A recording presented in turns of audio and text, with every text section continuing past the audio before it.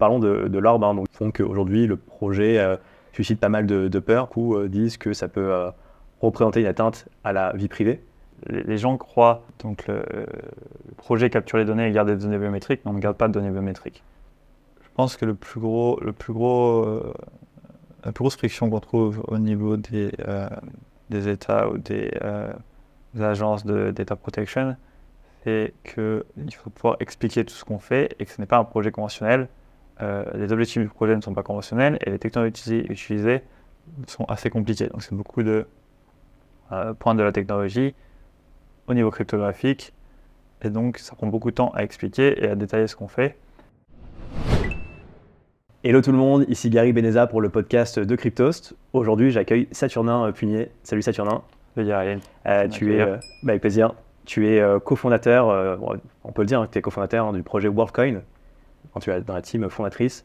WorldCoin, on rappelle, c'est le projet blockchain dont Sam Altman, cofondateur d'OpenAI, également cofondateur. Est-ce que déjà, pour commencer, tu peux te présenter? Oui, alors moi, je m'appelle Saturnin Punier.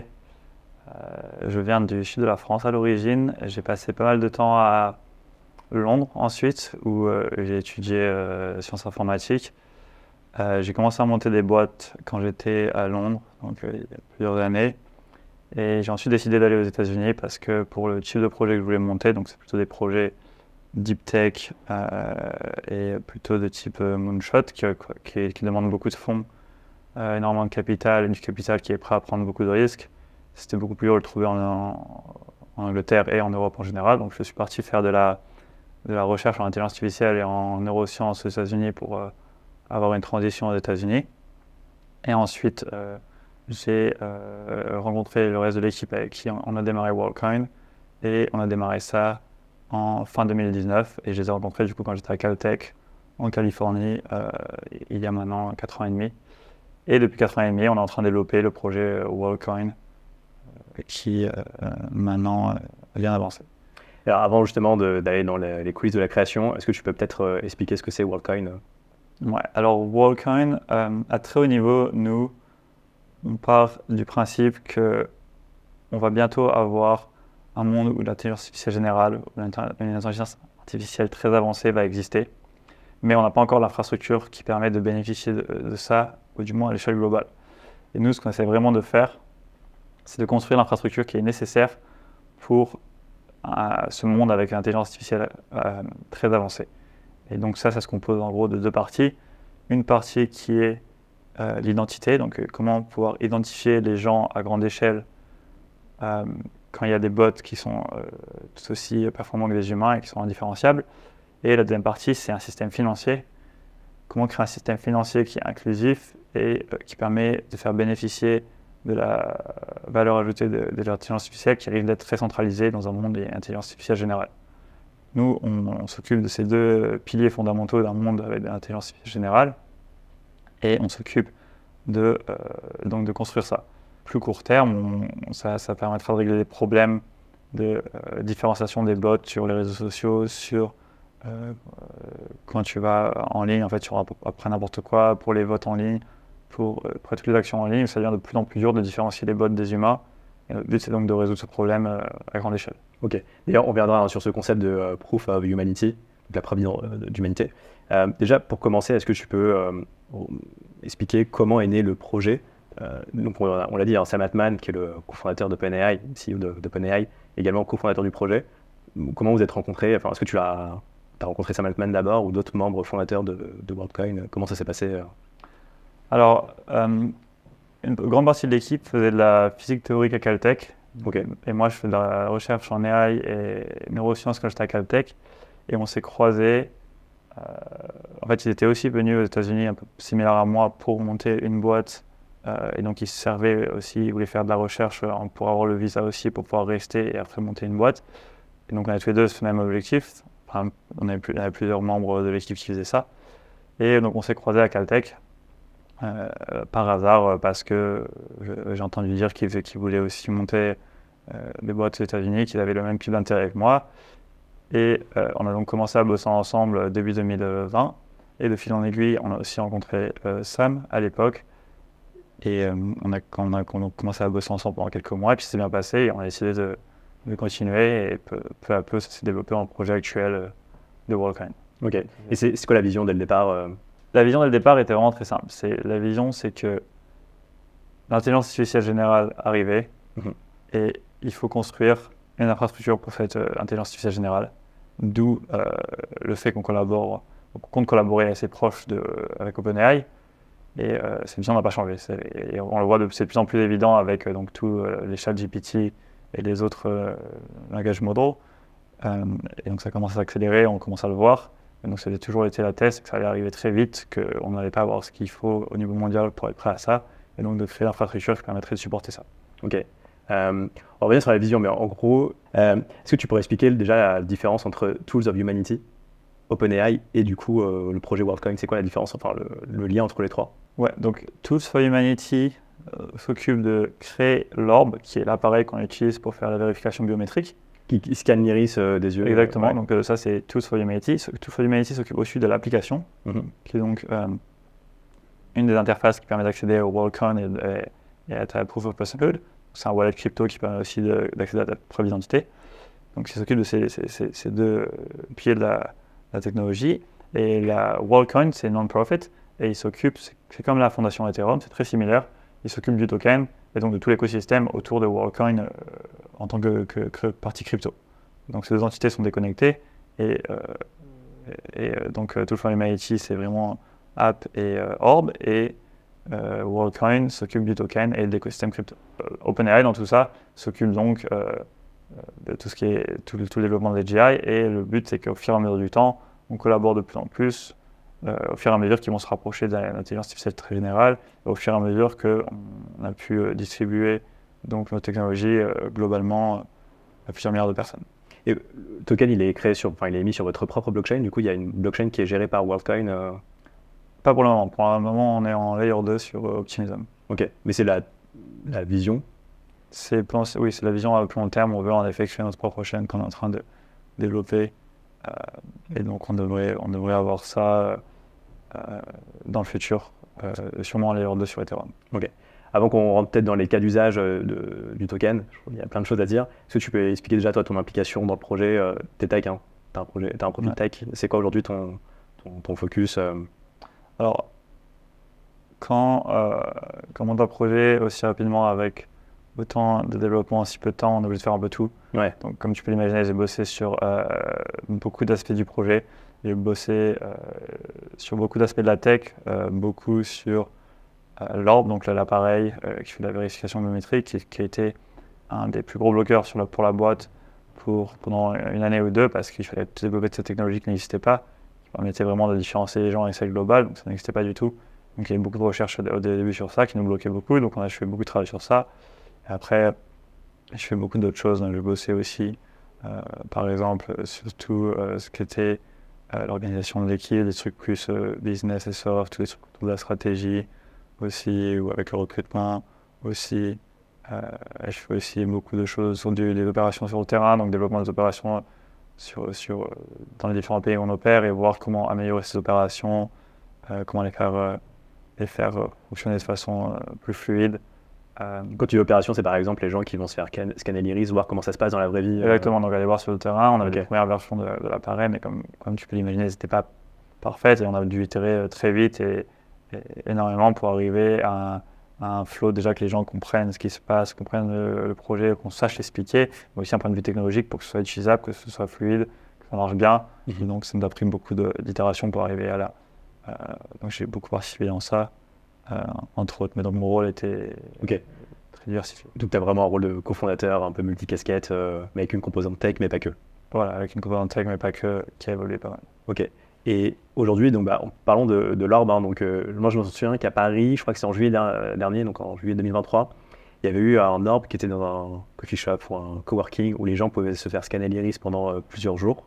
Ouais. Et donc, l'idée, c'est quoi? C'est qu'ils s'étaient rémunérés en token WorldCoin. Et après, je crois qu'ils avaient des tokens qui éminaient peut-être régulièrement. Et ça avait pas mal été décrié parce que, est-ce que tu peux donner peut-être les raisons qui font qu'aujourd'hui, le projet suscite pas mal de peur? Beaucoup disent que ça peut représenter une atteinte à la vie privée. Et on reviendra aussi d'ailleurs sur le rapport à la vie privée, peut-être qu'entre les États-Unis et l'Europe qui est peut-être pas le même. Déjà, est-ce que tu peux un peu expliquer Ouais. Ce rapport à la vie privée, comment vous positionnez là-dessus? Je pense que c'est toujours le même problème, c'est que ça prend du temps à expliquer un projet qui sort du commun. Les gens ont du mal à comprendre. Et en fait, la réponse très simple à ça, c'est que les gens croient que donc le projet capture les données et garde des données biométriques, mais on ne garde pas de données biométriques. La façon dont on fonctionne, de façon très simplifiée, c'est que, imagine, tu vas avoir tes Worldcoin, donc tirer à l'appareil, tu fais un scan d'iris et en fait on convertit ton iris en un nombre. Donc par exemple pour ton iris, disons que tu aurais 42. Ensuite, on supprime ton iris, donc ton iris n'est pas gardé et on envoie ce 42 au serveur et on utilise donc ce 42 pour comparer à ce qu'on a déjà vu ce 42 dans le passé. Et donc on utilise ça pour comparer et ton iris peut être supprimé du coup. Donc il n'est pas gardé par notre serveur parce qu'on n'a pas besoin. Et donc du coup avec cette approche, on a en fait toute une chaîne cryptographique qui permet de ne pas avoir à garder les données. Okay. Du coup, on ne garde pas les données. Et après, il y a un deuxième flow qu'on est en train de créer qui permettrait, pour pouvoir ne pas avoir à retourner à l'orbe quand on update le système, que tu puisses garder tes données directement toi sur ton téléphone. Et du coup, encore une fois, on ne garde pas les données. C'est des images seraient encryptées par une clé que tu as seulement toi. Et donc, tu pourrais garder les images directement sur ton téléphone encryptées. Encore une fois, dans ce cas-là, on n'a pas accès aux données. Donc, dans aucun cas, nous, on a une base de données d'iris qu'on peut utiliser ou qu'on peut perdre ou quoi que ce soit. Vous avez juste en fait le chiffrement de l'iris en fait. On a le chiffrement de l'iris, exactement, c'est ça qui est utilisé. On a une partie de collection de données qu'on a fait pour entraîner les systèmes, mais cette partie était spécifiquement faite donc dans le cadre de gens qui étaient prêts à partager l'iris pour justement améliorer le système. Et le défaut n'est pas que les gens partagent. Le défaut, c'est qu'il y a 0 données qui sont partagées.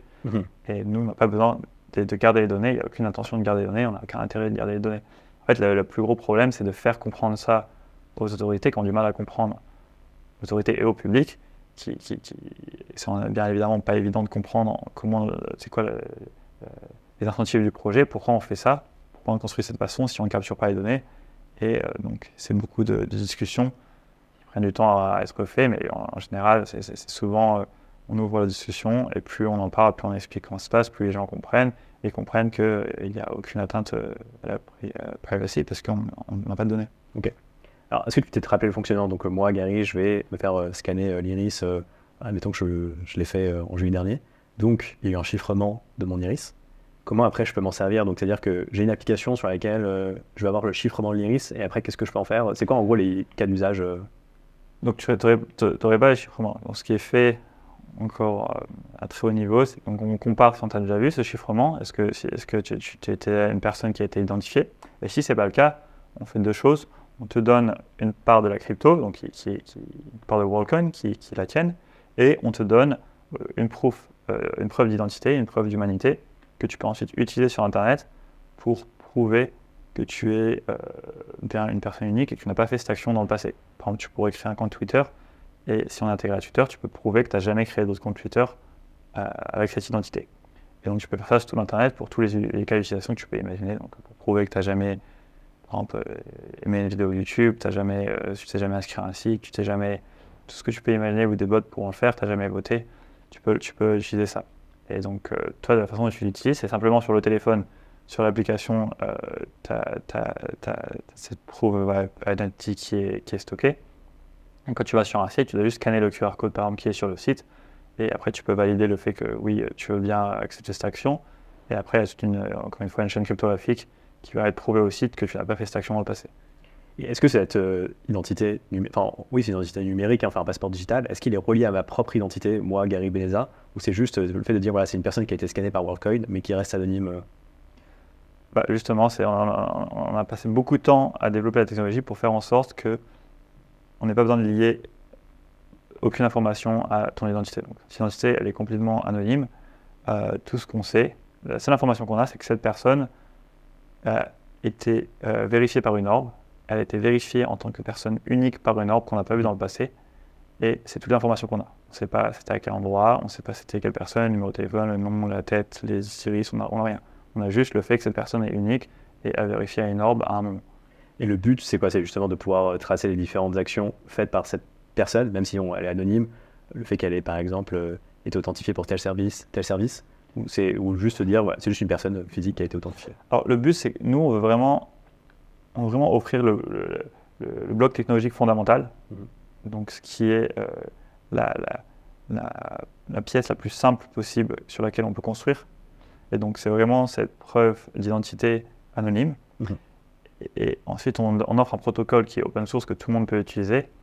Et l'idée, c'est que n'importe qui peut construire par-dessus et peut construire ce que tu décris. Par exemple. Donc, tu peux partir d'une identité anonyme et lier des informations à cette identité. Si tu peux rajouter, je ne sais pas, ton identité français, tu peux rajouter tes inscriptions à certains sites, mais c'est le choix des utilisateurs et des applications qui vont construire dessus de faire ce lien ou de ne pas faire ce lien.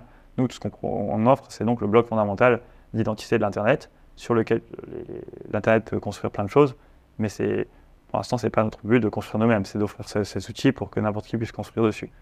Je dirais de façon similaire, OpenAI construit le bloc fondamental qui est dans les langages models, mais ils ne construisent pas d'applications par-dessus. Ils offrent cette pièce fondamentale pour que les autres puissent construire des applications dessus. Nous, c'est très similaire dans ce sens-là. Ok. Et c'est quoi d'ailleurs les use cases qu'on rencontre actuellement à l'instant T d'applications qui développent par-dessus le protocole Il y a beaucoup de use cases. Donc, l'exemple que je peux te donner, c'est par exemple des sites comme Shopify. Tu peux y aller et tu peux offrir des bons spécifiques si tu es là pour la première fois de ta vie sur ce site. Parce que avec ça, tu peux vérifier que cette personne n'est jamais allée sur ce site, n'a jamais acheté cet item avant et s'assurer que tu n'as pas créé plein de comptes parce qu'on a la preuve avec ça. Tu pourrais aussi, on a aussi beaucoup d'intégration avec des choses comme Reddit par exemple, ou même des choses comme Minecraft, où encore une fois, tu peux utiliser cette preuve d'humanité pour s'assurer que les personnes ne sont pas des bots et que les actions ne sont pas faites plusieurs fois, parce qu'il est impossible de faire une action plus d'une fois avec ça. Les personnes, par exemple, moi, qui vont demander à chaque fois des bons de commande en se créant une nouvelle adresse mail ou avec un numéro. Exactement, grâce à cette technologie, c'est un des exemples parmi des millions, mais c'est à peu près n'importe quel endroit sur l'Internet où le fait de faire une action plusieurs fois va casser le système. Et tu peux utiliser cette technologie pour s'assurer que la personne est bien unique et qu'elle n'aura pas fait cette action plusieurs fois. Voilà, la première chose qui me vient en tête, c'est du coup, je pourrais acheter en fait plein d'identités, peut-être sur un réseau, un marché noir, où je pourrais acheter des identités de personnes pour qui la somme que je vais acheter représenterait une grosse somme, dans des pays émergents par exemple, et de se dire que je peux acheter en fait plein d'identités, et qu'en fait c'est peut-être un moyen de déplacer le problème, c'est-à-dire que au lieu d'acheter des adresses mail par exemple pour à chaque fois avoir un premier compte pour bénéficier de promotions sur un site, en fait je pourrais juste acheter des identités et cumuler des identités en fait. C'est un très bon point. Et la raison pour laquelle c'est pas viable de faire ça, c'est parce que, imaginons que tu veux m'acheter mon identité. Donc tu m'achètes mon identité. Ce que je dois faire, c'est donc je te passe mon wallet, donc je te passe la clé de mon wallet, tu as accès à mon identité. Moi, ce que je pourrais faire tout simplement, c'est retourner une orbe, refaire un scan, et en fait, en faisant ce scan, je peux reprendre cette identité et la réassigner à un nouveau wallet que je viens de créer. Okay. Du coup, je t'aurais juste fait payer pour m'acheter mon identité, mais moi, toi, tu n'as aucune assurance que je ne peux pas retourner à une orbe juste après quand tu ne regardes pas pour la reprendre. Et du coup, ça rendrait non valide celle que tu as. Okay. Ça ne marche pas à grande échelle. Oui, tu pourrais le faire et tu pourrais l'utiliser pendant quelques jours avant que je retourne à une orbe, mais dès que je retourne à une orbe, je la reprends. Ouais, l'analogie que je vois, c'est un peu comme si je t'achetais ton wallet, parce que tu vas avoir un airdrop dessus, et en fait, tu as toujours la clé privée, et donc tu pourras reprendre le contrôle de ce wallet. Exactement, tu pourras reprendre le contrôle. Et cette identité, il n'y a pas de moyen de t'envoyer cette identité sur notre wallet ou quoi que ce soit. C'est vraiment si je retourne à une orbe et je me réidentifie, je peux récupérer l'identité. Donc oui, tu peux faire ça à très petite échelle, mais ça ne marche pas à grande échelle à cause de ça, parce que tu peux récupérer. Ok. Un sujet que j'aimerais bien qu'on aborde, c'est le sujet un peu du salaire universel, parce que je pense que c'est vraiment un pilier peut-être de votre vision. Est-ce que tu peux en dire un peu plus, que ça a l'air assez abstrait, mais est-ce que tu peux en dire un peu plus, que de ce que je comprends, c'est que les personnes qui se font scanner leur iris donc vont avoir des revenus récurrents. Comment vous arrivez à financer ces revenus récurrents? C'est quoi votre vision par rapport au salaire universel? Alors je dirais que c'est différent. On ne veut pas s'occuper de gérer la partie revenus récurrents. Nous, ce qu'on veut vraiment construire, c'est... Donc tu as un airdrop initial qui est fait, donc parce qu'on veut distribuer cette crypto de façon plutôt équitable autour du monde. Donc tu as un airdrop initial où on donne une part à chaque personne sur Terre pour avoir justement un système financier qui est très décentralisé et qui est très distribué. Et d'ailleurs, peu importe le pays, tu vas recevoir à chaque fois le même nombre. Le même montant. Ok. C'est pas ajusté par pays, le but c'est que ce soit équitable partout. C'est en partie en fonction du temps, c'est-à-dire au fur et à mesure du temps, ça va diminuer, mais pas en fonction de la géographie. Et l'idée, donc, c'est qu'on distribue partout. Mais nous, ce qu'on veut vraiment construire ensuite, c'est l'infrastructure qui permettrait de faire un salaire universel. Donc ça veut dire que à cet instant T, si je voulais faire un salaire universel pour le monde entier, j'ai pas moyen de le faire. Déjà parce que beaucoup de gens n'ont pas de moyens de prouver qu'ils n'ont pas déjà demandé sur Internet, donc ils n'ont même pas de passeport, ils n'ont pas de carte d'identité, plus de 50% des gens. Et j'ai aucun moyen que le système financier actuel d'atteindre la plupart des gens. Les gens au milieu de l'Afrique, les gens qui sont au milieu de la Chine, les gens qui sont dans des pays moins développés. Le système financier actuel est très centralisé et très localisé à certaines zones. Même en crypto, le système est en théorie accessible à tous, mais n'est pas distribué à tous. Bitcoin, qui est sûrement le plus distribué, doit être à peu près à 50 millions d'utilisateurs, je crois. C'est une fraction de la population mondiale. Et donc, en créant ce système, on va un système qui permet de faire ce salaire universel, et c'est l'infrastructure qui permet de faire ce salaire universel à très grande échelle, parce que le but, c'est d'avoir plusieurs milliards de personnes et d'avoir accès à toutes ces personnes, et la preuve que ces personnes sont des uniques, parce qu'ils ne peuvent pas créer plusieurs wallets. Même si Bitcoin était distribué à plus de 1 milliard de personnes, on n'aurait aucun moyen de savoir si un wallet est unique ou pas. Là, on a cette technologie qui permet de savoir. Et donc, encore une fois, ça construit l'infrastructure qui permet de s'assurer que les personnes sont bien uniques et de faire ça à grande échelle. Et la raison pour laquelle on construit ça, c'est parce qu'on pense que dans le plus long terme, avec l'intelligence artificielle générale, la création de valeur va être de plus en plus centralisée et de plus en plus contrôlée par l'intelligence artificielle. Et donc, pour avoir un monde qui fonctionne avec une création de valeur qui est centralisée, il faut un moyen de la redistribuer à plus grande échelle autour du monde, en fait. Mais d'où proviendraient ces revenus? L'idée, sur le très long terme, c'est qu'une entité comme OpenAI pourrait générer énormément de profit à travers de l'intelligence artificielle générale qui crée, à travers n'importe quelle action qui crée de la valeur. Donc ça peut être en faisant du trading, comme ça peut être en créant du software, comme ça peut être en créant potentiellement des sites de manufacturing automatisés. C'est plus l'idée qu'une fois qu'une intelligence artificielle générale existe, toutes les choses qui sont faites par les humains par lesquelles la valeur est créée pourra être faite par les bots. Et donc, c'est cette valeur qui peut être redistribuée à partir de ça. Et le point le plus important, c'est que en fait, on s'en fiche si c'est OpenAI ou quelqu'un d'autre qui le fait. Nous, on construit la couche fondamentale qui permet de faire cette redistribution une fois que ça existe, que ça vienne d'OpenAI, que ça vienne du milieu de la Chine, que ça vienne de l'Europe. C'est complètement dépendant à ça. Alors là, on arrive dans des considérations philosophiques. La question que je me pose, c'est qu'on vit dans un monde très capitaliste. Qu'est-ce qui pousserait en fait une entreprise à redistribuer ses bénéfices à des personnes finalement qui n'ont entre guillemets rien fait et qui ont juste prêté leur identité? Qu'est-ce qui les motiverait en fait? C'est une question assez complexe, mais c'est plus que s'il y a un changement de paradigme fondamental dans la façon dont le monde fonctionne, ce qui sera le cas une fois que l'intelligence artificielle générale arrivera, ce concept de compagnie déjà aura beaucoup moins de sens, de compagnie privée, parce que si 100% de la valeur est générée par l'intelligence artificielle, une intelligence artificielle unique, la structure de compagnie autour, en fait, ce sera plus en plus inutile. En fait, il faut restructurer complètement le modèle socio-économique si on veut un monde qui fonctionne avec ça, parce que ça n'aura plus aucun sens s'il y a une seule compagnie dans le monde qui produit tout et qui fait tout. Bien sûr. Bon, alors s'il y a seulement quelques compagnies qui font tout et qui produisent tout. Donc, en fait, malgré que, comme tu me dis, il y a l'incentive de garder et de faire pour soi, si tu fais ça dans un monde comme le nôtre, dans un monde où il y a très peu de compagnies qui créent toute la valeur, n'importe quel socio-économique, ça ne marche pas. Et même pour ces compagnies, parce que si la plupart de la population n'a aucune création de valeur, n'a aucune valeur compétitive, parce qu'ils ne peuvent pas concurrencer l'intelligence artificielle, il faut bien redesigner le système ou une capacité de réorganiser le système pour que ça n'explose pas. Donc ça permettrait de faire cette réorganisation. Et encore une fois, l'idée qu'une personne soit en contrôle de ça est un peu plus absurde, étant donné que la création de valeur viendrait de l'intelligence artificielle, non pas d'une personne et d'une entité spécifique. Et donc nous, on crée cette infrastructure qui permet d'accommoder pour tout ça. Et sur le plus court terme, même sans parler de ça, on permet juste de rendre l'Internet navigable et utilisable dans un monde où l'Internet est de plus en plus envahi par l'intelligence artificielle. Et si on n'a pas de façon de contrer ça, d'ici quelques années, quelques mois, l'Internet sera inutilisable parce qu'en fait, il n'y aura aucun moyen de différencier les bots des AI et tous les réseaux sociaux et tous les sites pourraient être complètement envahis par l'intelligence artificielle générale qui accueille en background sur Internet en continu. Ok. Ouais, mais du coup, le use case que je vois peut-être, c'est en fait, tu pourrais louer donc, ton identité et que, par exemple, je louerais, je sais pas, à quelqu'un, on va dire, je sais pas, au Brésil, son identité, je le rémunère chaque mois pour sa location de son identité et que finalement, je pourrais en faire un peu ce que je veux avec son identité, quitte après à effectuer des actions d'intelligence artificielle parce qu'il m'a prêté son identité et que je peux en faire ce que je veux.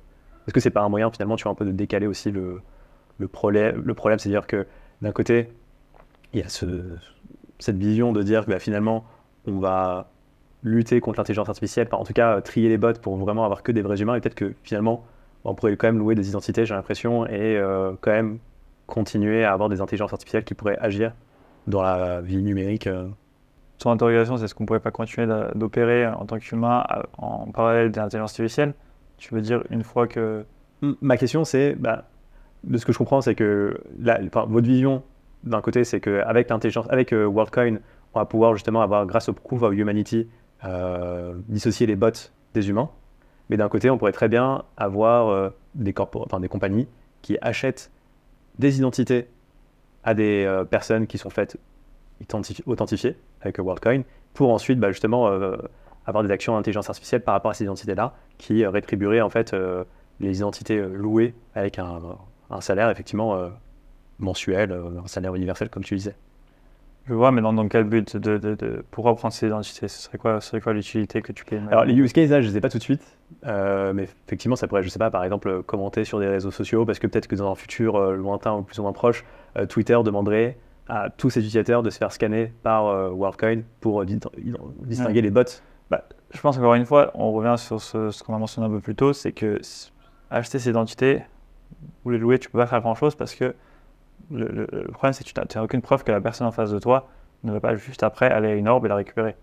Ouais, mais si justement tu as un contrat sur du long terme avec la personne et par exemple tu incentives la personne tous les jours, par exemple, à chaque journée où elle n'a pas récupéré son identité, tu vas la rétribuer, ou tous les mois par exemple. Dans ce cas-là, j'ai l'impression que ça marche. Oui, je pense que c'est possible de faire ça, mais alors là, on arrive à un point où le coût de faire ça est déjà plus élevé que le coût de faire ça à l'instant T, parce que c'est quand même tout aussi possible de faire ça à l'instant T maintenant, en prenant les numéros de téléphone ou des adresses email, acheter des fausses cartes d'identité, tout ça c'est très possible.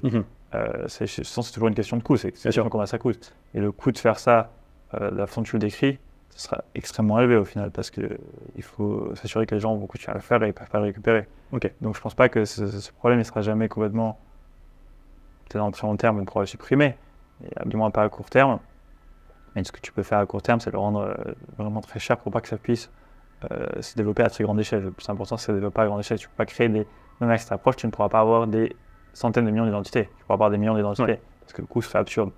Du coup, c'est avec cette échelle-là que tu peux vraiment influencer les votes, tu peux influencer Internet. Tu as quelques centaines d'identités, bon, c'est pas génial, mais ça ne va pas influencer Internet. C'est plus le problème fondamental qu'on essaie de fixer. Okay. Et pour revenir sur le sujet du salaire universel, vous, votre vision du monde, c'est que finalement, et c'est pas faux, on assiste à une concentration de plus en plus accrue des richesses, et donc on vivrait dans un monde où potentiellement quelques corporates, par exemple les GAFAM, concentreraient la plus grande partie de la richesse, et s'il n'y a pas redistribution, ça revient à se dire, un peu si on va dans l'excès, de dire voilà, si on est dans un monde où il y a quelqu'un qui concentre toute la monnaie sur Terre, en fait la monnaie ne vaut plus rien parce qu'elle n'est pas assez redistribuée en fait. Tu as déjà ça qui est vrai en partie, mais je pense que c'est même la création de valeur n'a plus de sens aussi. C'est vraiment, si on prend à l'extrême, il n'y a que quelques centaines d'entités qui créent toute la valeur du monde et que le reste ne crée aucune valeur et donc tu n'as pas la capacité d'échanger quelque chose pour cette valeur, pour ces biens. Le monde ne fonctionne plus, il n'y a plus d'intérêt. Et de toute façon, même ces entités qui créent la valeur au centre, l'idée, c'est une fois qu'il y a l'intelligence artificielle générale, c'est qu'il y aura un surplus de valeur qui serait énorme. Donc il y aurait plus cette idée il y aurait beaucoup moins cette idée donc, de limitation dans la création. Tout serait en abondance et donc il y aurait beaucoup moins de besoin donc, de limiter ou d'avoir le système actuel capitaliste de distribution des richesses. Et du coup, c'est votre vision avec WorldCoin, c'est que finalement, on vit dans un monde où l'intelligence artificielle va être tellement productive que ça va être exponentiel et qu'il va y avoir un écart énorme qui va se creuser entre les entités normales et celles qui utilisent l'IA. La façon exacte dont ça va se développer, je pense qu'elle est très dure à prédire. Je pense qu'on peut faire beaucoup d'hypothèses et imaginer les détails de comment ça se passera. je pense pas que je pourrais dire de façon confiante quelle alternative va se passer. Ce que je peux le dire de façon assez confiante, c'est que dans l'absolu, l'intelligence artificielle générale et l'intelligence, c'est-à-dire qu'il y a un niveau humain d'intelligence artificielle et ensuite l'intelligence artificielle qui a un niveau superhumain, donc un niveau supérieur humain, va arriver d'ici assez peu, d'ici peu. Et je pense que dans tous les cas, ça aura une implication fondamentale, ça voudrait dire qu'on n'a plus besoin en tant qu'humain de travailler en théorie ou de faire de la valeur, parce que ça peut être externalisé à des intelligences artificielles qui sont tout aussi performantes que nous. Et donc ça a une implication fondamentale. Les détails de comment cette transition va se passer, c'est beaucoup plus compliqué à prédire, parce qu'il y a beaucoup de variables, et c'est quelque chose qu'on n'a jamais vu dans le passé. Mais je pense que ça va se passer bientôt, et qu'en tous les cas, il y aura un changement fondamental de paradigme, parce que si ça se passe, on a des intelligences artificielles qui sont tout aussi fortes des humains. L'humain, c'est-à-dire, n'a plus besoin de travailler en théorie, et donc il faut restructurer le modèle économique et social qui n'est pas du tout prêt pour une telle évolution. Ok, intéressant. Une autre question que je me posais par rapport à l'iris, donc quand je me fais scanner l'iris, c'est vraiment grâce à l'iris que vous arrivez à chiffrer mon identité finalement. Et si par exemple quelqu'un utilise, est-ce que c'est possible que quelqu'un utilise une lentille de contact pour reproduire en fait mon iris pour voler mon identité finalement? Alors c'est une très bonne question, et en grande partie c'est pour ça qu'on a créé notre propre appareil, donc l'orbe qu'on a. C'est parce qu'il faut pouvoir s'assurer que la personne en face n'est pas en train de faire de la fraude. Donc c'est bien un humain, pas un animal, que c'est pas un enfant, que c'est pas un masque, qu'il n'y a pas de faux iris ou autre. Et en fait avec cette orbe, on a énormément de capteurs. Donc on a des capteurs thermales, des capteurs de distance, on a des différentes caméras infrarouges et autres. Et on peut s'en servir en fait pour vérifier que la personne en face n'est pas en train de faire de la fraude. Et donc, bien évidemment, une des types de fraude qu'on défend, c'est si tu mets des lentilles de contact, et on peut vérifier ça, et tu ne pourras pas réussir à ça, mais comme tu peux l'imaginer, on a vraiment réfléchi à énormément de types de fraude, et on a des défenses contre tous ces types de fraude qui les rendent infaisables. Donc, il y a deux types de contacts. Il y a des contacts qui sont transparentes, ça ne nous gêne pas parce que ça ne change pas la texture de l'iris. C'est des contacts à texture. Si des contacts de texture, on les bloque et on voit que. D'ailleurs, je me demandais, est-ce que l'iris d'un humain change au fur et à mesure de sa vie ou Non, c'est pour ça qu'on a réfléchi à plusieurs biométries. On a réfléchi à l'empreinte du doigt. On a réfléchi aux veines dans la main aussi, donc la structure des veines dans la main. On a réfléchi à l'ADN, on a réfléchi à la structure faciale. Et on a fini sur l'iris parce qu'en effet, ça ne se modifie pas au fur et à mesure du temps. C'est très dur de le modifier, alors que ça c'est beaucoup plus facile à modifier, l'empreinte du doigt. Et c'était beaucoup moins envahissant que par exemple l'ADN, parce que l'ADN pourrait faire prendre soit une partie de la peau, une partie du sang, quelque chose. Donc on a convergé vers ça parce que ça ne change pas, ça se développe très tôt. Il y a énormément d'entropie, ce qui fait qu'on peut vraiment différencier chaque personne sur Terre à une échelle de 6 milliards. Et il y a énormément d'informations dans l'iris aussi qu'on peut utiliser. D'ailleurs, c'est vraiment quelque chose d'unique, l'iris, c'est-à-dire que personne sur Terre a 2 fois le même iris. Non, donc même justement les jumeaux, qui est bien sûr le cas qu'on a regardé au tout début, n'ont pas du tout les mêmes iris. Donc c'est vraiment complètement unique, et il y a énormément d'informations dans l'iris. Ou du moins assez d'informations, je crois qu'il y a 256 bits d'informations dans ces deux-là, d'informations indépendantes. Le degree of freedom, et donc on peut se servir de ça pour différencier tous les humains parce que ça différencie beaucoup plus que l'échelle humaine.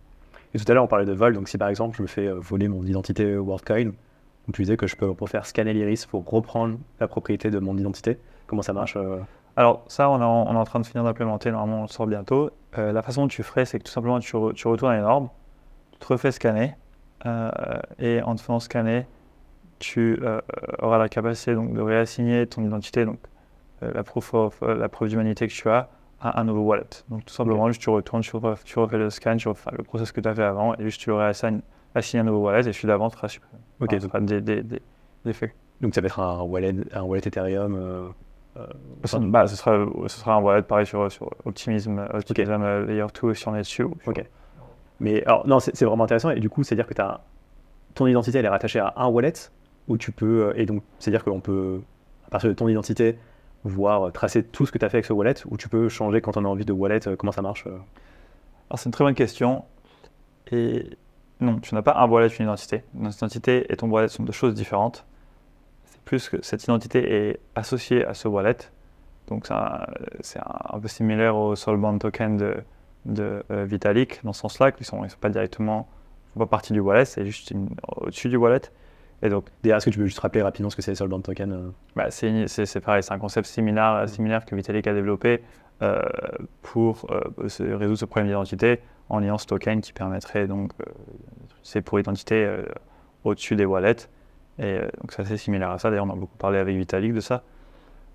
Mais donc c'est complètement différent. Tu peux recréer plein de wallets. Tout simplement, tes wallets n'auraient pas de preuve d'identité associée à ces wallets et tu ne pourrais pas faire ces actions qui demandent de faire ça. Donc si un site, par exemple, demande pour t'inscrire, encore une fois, à un réseau social, te demande de vérifier avec ça, tu ne pourrais utiliser qu'un seul de tes wallets, celui qui a son identité. Le reste serait simplement pour des transactions financières. Est-ce que un wallet crypto conventionnel. Est-ce que tu pourrais associer plusieurs wallets à ton identité parce que tu n'as pas forcément envie de faire le lien entre différents wallets? Pas pour le moment. Donc on pourrait le faire en théorie. On n'a pas pour l'instant de plan de faire ça. Il n'y a pas de raison fondamentale pour on ne pourrait pas le faire. Ça dépend de l'utilité. S'il y a vraiment une utilité qui se crée autour de ça, on pourrait. Ok. Non, je vois par exemple des use cases où tu n'as pas forcément envie que parce que tu utilises un service A, le service B que tu veux utiliser, ça. Ah, mais les services ne savent pas. Donc c'est un bon point. Quand je vais sur un site et que je veux prouver au site que cette action, je ne l'ai jamais fait avant, tout ce que le site va savoir, c'est que cette personne est bien unique et cette personne n'a jamais fait l'action que je suis en train de lui demander de faire. Mais il n'a aucune idée de quelle wallet ça vient. Il ne sait pas quelles autres actions ont été faites dans le passé. Il ne sait pas quelle est la personne.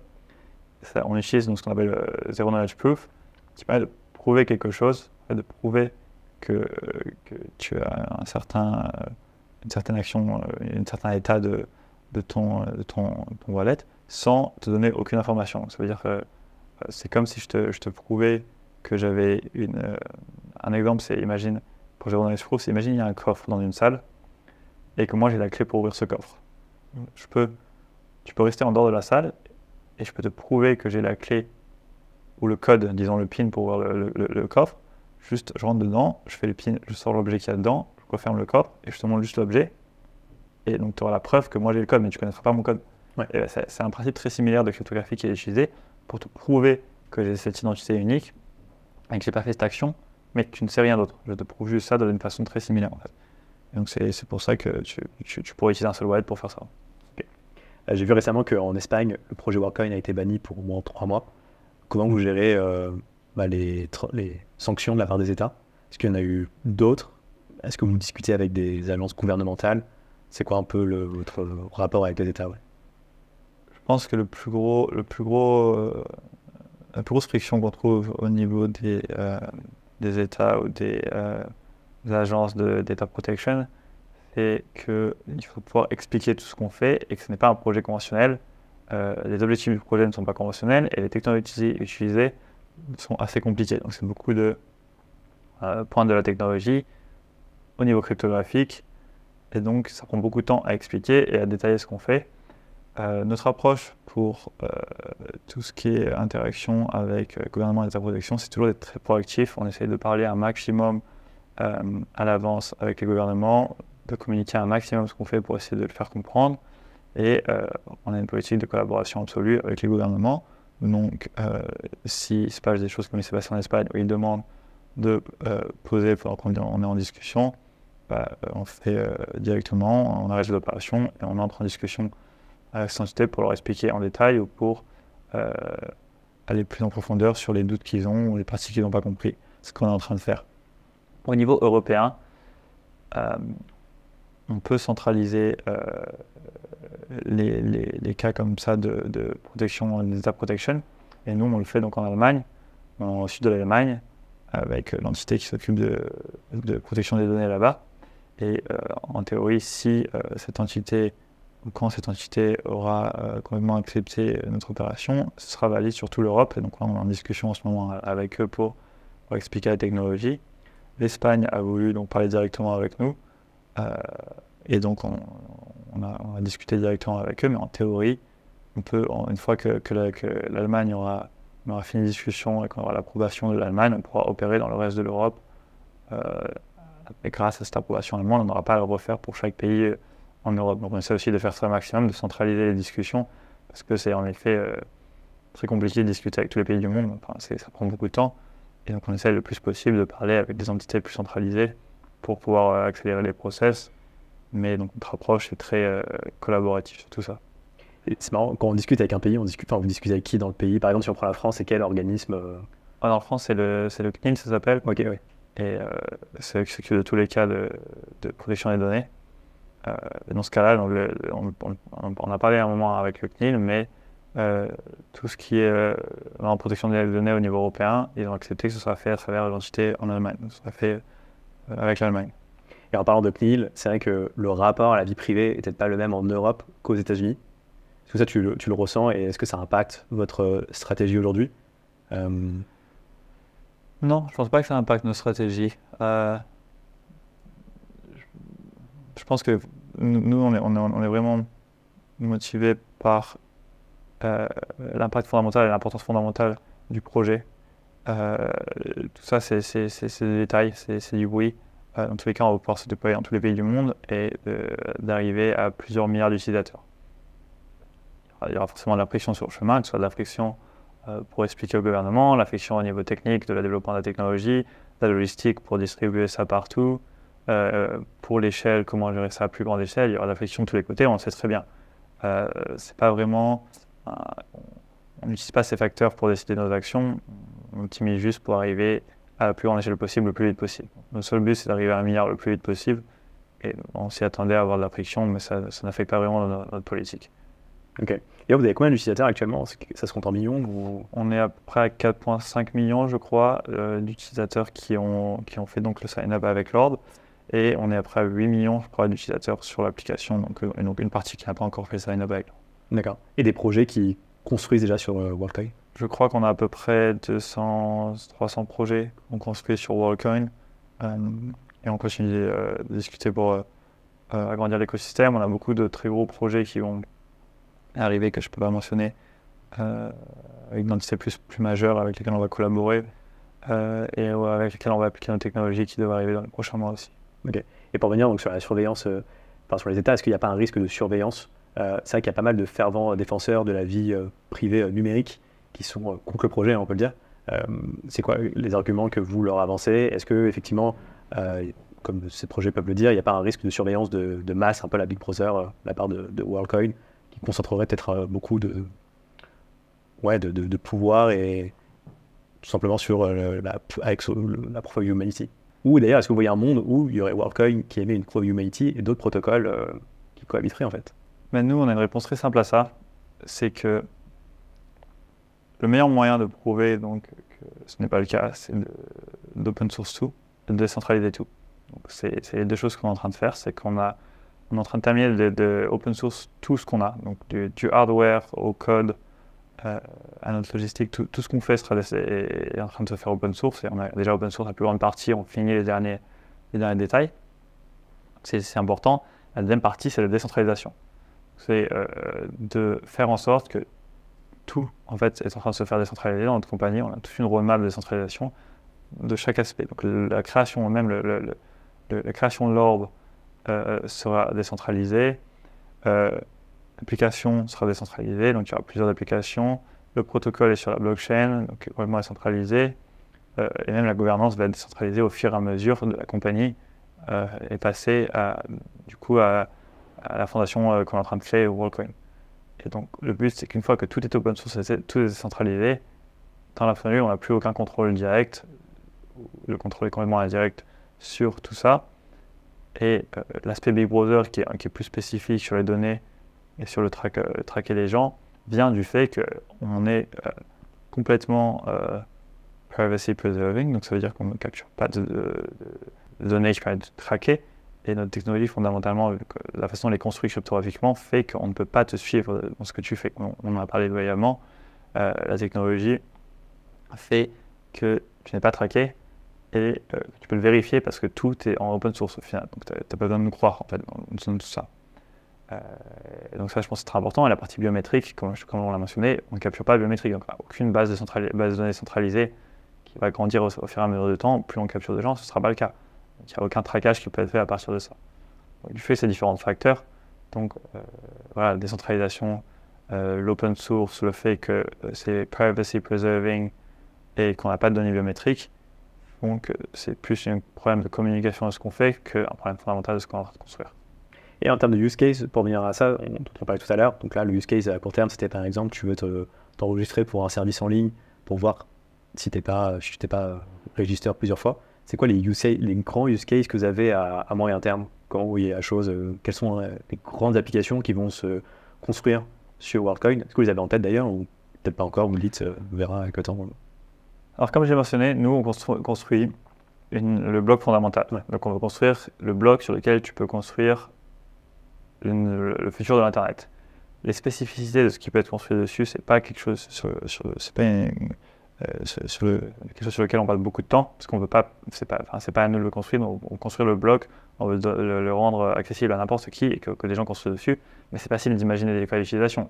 Les réseaux sociaux sont un énorme cas d'utilisation, c'est un moyen très simple de supprimer tous les bots des réseaux sociaux, par exemple. Des réseaux sociaux qui sont que par des humains. Tout ce qui est les élections nationales, où il y a un gros problème de bots et d'informations falsifiées, cette technologie peut être utilisée pour diminuer ça. Tout ce qui est autour de la philanthropie.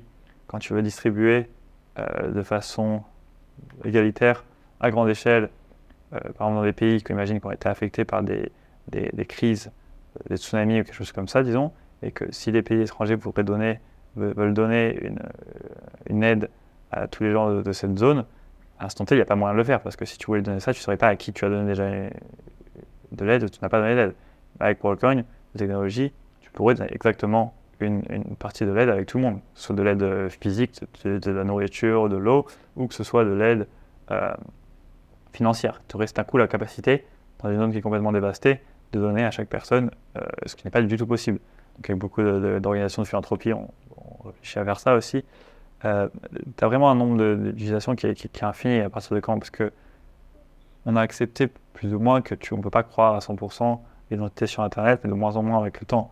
Et si d'un coup ça devient possible à très grande échelle, et avec très peu d'infrastructures, parce que c'est complètement agnostique de l'endroit de location, que tu sois un pays riche ou pauvre, que tu sois lié à une banque, à un numéro de téléphone d'un pays ou quoi que ce soit, ça veut dire que d'un coup, des centaines de use cases commencent à apparaître sur Internet.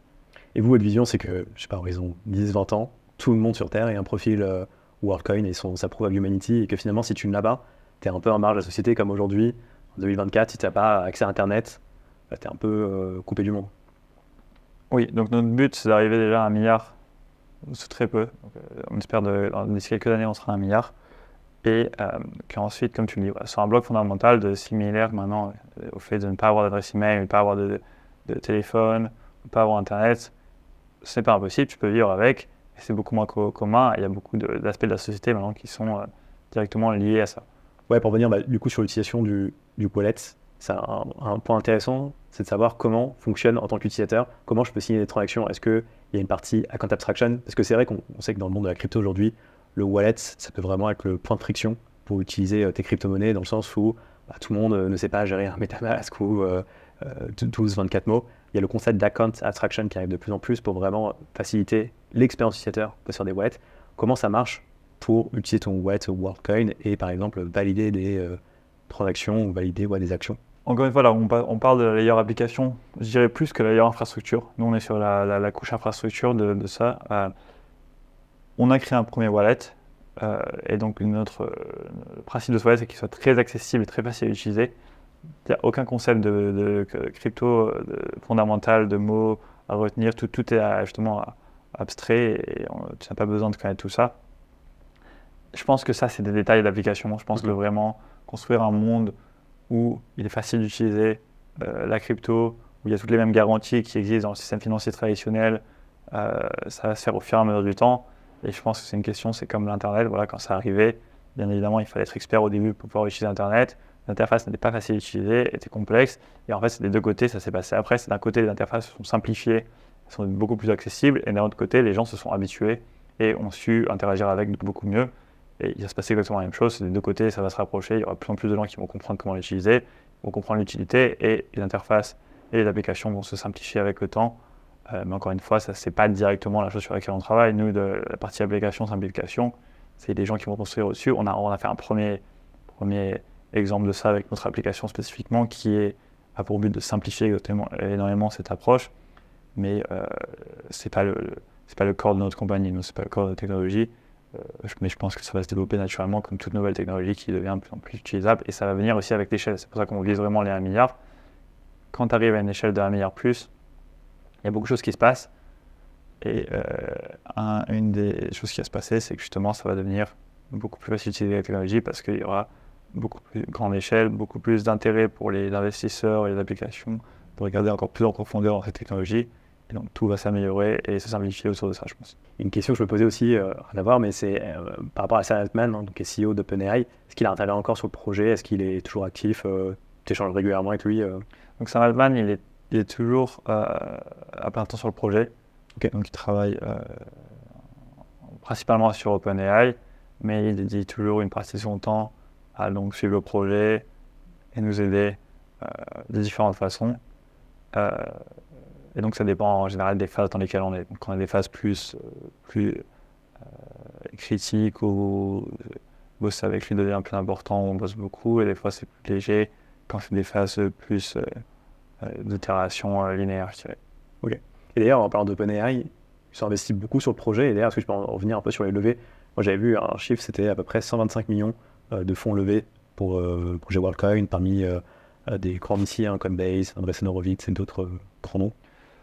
Donc, je crois qu'on a levé maintenant beaucoup plus que ça, mais on n'a pas de collaboration directe avec OpenAI. Donc là, le seul lien est à travers Sam étant cofondateur des deux côtés. Et on n'a pas levé d'argent avec OpenAI, mais on a levé beaucoup avec les VC. La raison est qu'on a une grosse composante hardware, et donc avec notre orb, et que ça coûte super cher de créer ça, déployer ça à échelle globale. Donc de deux côtés, le côté logistique et le côté hardware sont vraiment très coûteux à l'opposé du software. Et donc il faut lever énormément de fonds pour pouvoir faire ça, et surtout le faire à échelle globale. Étant donné qu'on veut opérer dans 192 pays, ça prend beaucoup de ressources de faire ça. Donc on a dû lever beaucoup. Et au début, ça coûtait très cher de développer la technologie elle-même, parce que la technologie qu'on a développée n'existe pas. Il n'existait pas de système sur Terre qui permettrait d'identifier 8 milliards de personnes et de les différencier de façon précise, qui permettrait vraiment de donner une identité à tout le monde. Il n'y avait pas de technologie qui existait.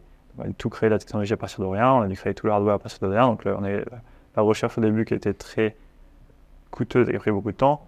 Et ensuite, le déploiement de ces appareils à grande échelle. La question que je me posais, c'est où vous imaginez, j'imagine, donc un monde avec plein d'orbes un peu partout. C'est-à-dire que dans Paris, on pourrait imaginer un orbe à chaque coin de rue, dans chaque bureau de tabac. C'est quoi votre vision? Et d'ailleurs, est-ce que, je sais pas, pour certains commerces ou peu importe, il pourrait y avoir un orbe, par exemple, pour filtrer les gens à l'entrée? Est-ce qu'on peut entrer dans ce monde-là où Alors, il faut bien se rappeler que l'orbe, c'est seulement la première fois que tu vas sign up à WorldCoin. Tu n'as pas besoin pour la réutiliser après. Mais est-ce que si tu as une surcouche, par exemple, et des applications qui construisent par-dessus, qui va l'assembler, par exemple, rattacher une identité, une identité, passeport ou autre, à une identité, à une preuve d'humanité? Tu n'aurais pas besoin de le faire avec l'orbe. Tu pourrais le faire directement, digitalement, juste en liant ça à ton wallet crypto et à ton identité.